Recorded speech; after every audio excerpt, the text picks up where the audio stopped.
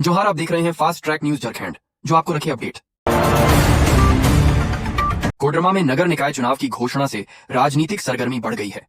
भाजपा, कांग्रेस और जामुमो जैसे प्रमुख दल प्रत्याशी चयन और चुनावी रणनीति पर गहन मंथन कर रहे हैं। भले ही चुनाव गैर दलीय आधार पर हो, लेकिन सभी पार्टियां नगर में अपना दबदबा बनाए रखने के लिए सक्रिय हैं। कई संभावित दावेदारों के नाम सामने आ रहे हैं, जिससे स्थानीय राजनीति में गर्माहट आ गई है और मुकाबला दिलचस्प होने की उम्मीद है। धनबाद की यात्री ट्रेनें अब पहले से अधिक सुरक्षित हो गई हैं। 219 इंजनों में स्वदेशी कवच प्रणाली लगाई गई है, जिससे टक्कर का खतरा लगभग शून्य हो गया है। कोचों पर radio frequency identification RFID tag लगाए गए हैं, जो रियल टाइम ट्रैकिंग में मदद करते हैं। यह तकनीक स्वचालित ब्रेकिंग और खराब मौसम में भी सुरक्षित परिचालन सुनिश्चित करती है, जिससे यात्रियों की सुरक्षा बढ़ती है और त्रुटियां कम होती हैं। पाकुड़ में शताब्दी एक्सप्रेस का ठहराव होगा और विक्रमशिला एक्सप्रेस के लिए भागलपुर तक एक लोकल ट्रेन चलाई जाएगी। यह निर्णय हावड़ा में पूर्व रेलवे के महाप्रबंधक के साथ हुई वार्ता में लिया गया। रेलवे की उपेक्षा के खिलाफ हुए विरोध प्रदर्शन के बाद यह सहमति बनी, जिसमें विधायकों और व्यापारियों ने भाग लिया। पत्थर और कोयला की रैक लोडिंग भी पुनः शुरू होगी। पलामू कांग्रेस ने झारखंड नगर निकाय चुनाव के लिए अपनी रणनीति तैयार की है। जिलाध्यक्ष बिमला कुमारी की अध्यक्षता में हुई बैठक में चुनाव तैयारियों, संगठन मजबूती और चुनावी रणनीति पर चर्चा हुई। जिला प्रभारी विनय सिन्हा दीपू और पूर्व मंत्री KN त्रिपाठी ने कार्यकर्ताओं को एकजुट होकर चुनाव लड़ने का आह्वान किया। पार्टी ने 29 जनवरी तक इच्छुक उम्मीदवारों से आवेदन मांगे हैं, जो कांग्रेस की विचारधारा के प्रति निष्ठावान हों।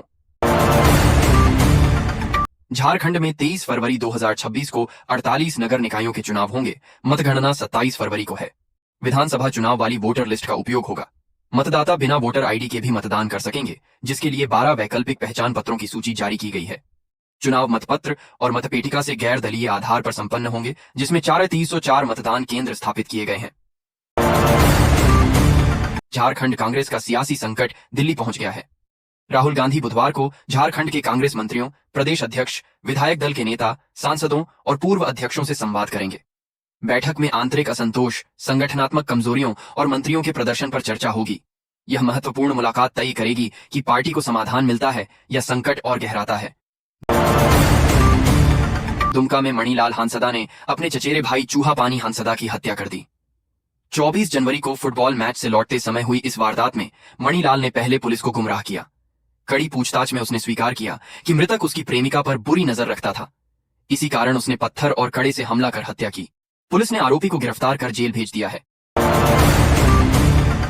झारखंड के मौसम में अगले 6 दिनों तक कोई बड़ा बदलाव नहीं होगा। सुबह में हल्का कोहरा, कुहासा और बाद में आसमान साफ रहेगा। मौसम शुष्क रहेगा। रांची का अधिकतम तापमान 27-28 डिग्री C और न्यूनतम 10 से 13 डिग्री C के बीच रहने का अनुमान है।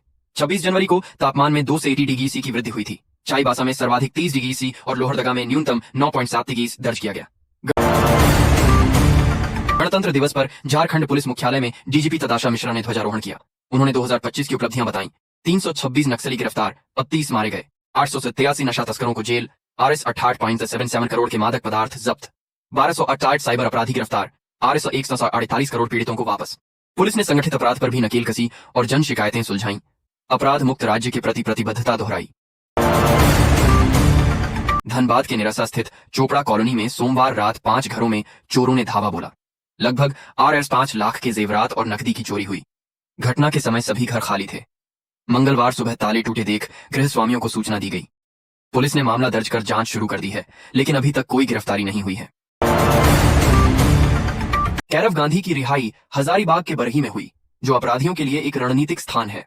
पुलिस ने तकनीकी निगरानी और सादे कपड़ों में ऑपरेशन साइलेंट को सफलतापूर्वक अंजाम दिया, जिससे अपहरणकर्ताओं की शर्तों के बावजूद कैरव सुरक्षित घर लौट आए। अपराधियों ने बरही को बिहार भागने के लिए चुना था, जहां वैशाली और नालंदा के गिरोहों का हाथ होने का संदेह है।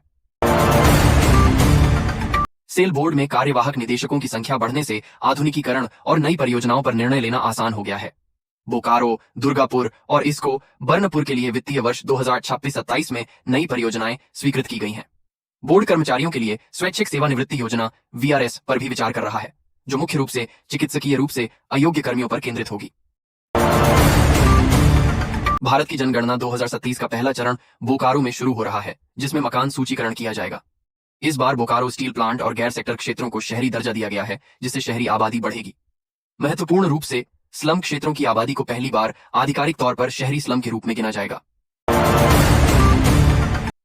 गिरिडीह जिले के धनवार थाना क्षेत्र अंतर्गत प्रसन ओपी इलाके में पत्नी को गोली मारकर गंभीर रूप से घायल करने के मामले में पुलिस ने त्वरित कार्रवाई करते हुए आरोपी पति को गिरफ्तार कर रविवार को गिरिडीह जेल भेज दिया है। घटना के बाद इलाके में सनसनी फैल गई थी।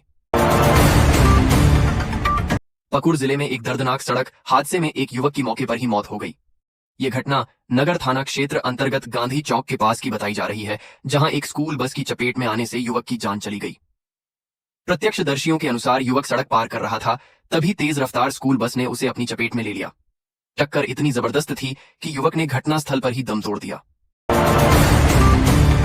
हजारीबाग सदर थाना क्षेत्र से सामने आए नवजात बच्ची के कथित अपहरण मामले में पुलिस ने कुछ ही घंटों के भीतर 3 दिन की बच्ची को सकुशल बरामद कर लिया।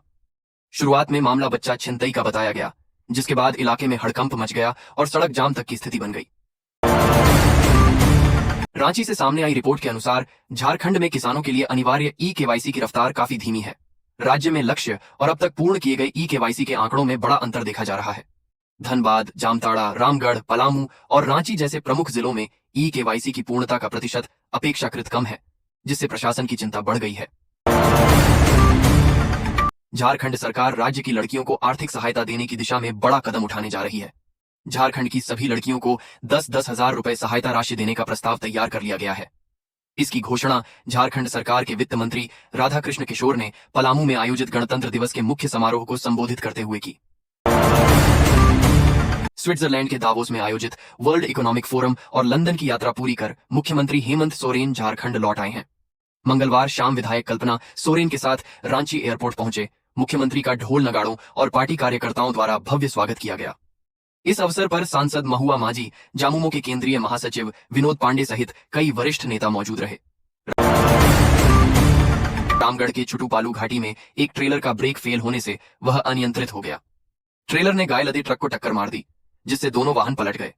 इस दुर्घटना में एक गाय की मौके पर ही मौत हो गई, जबकि 3 अन्य पशु और ट्रेलर के चालक खलासी घायल हो गए। पुलिस ने तुरंत बचाव कार्य कर जाम हटाया।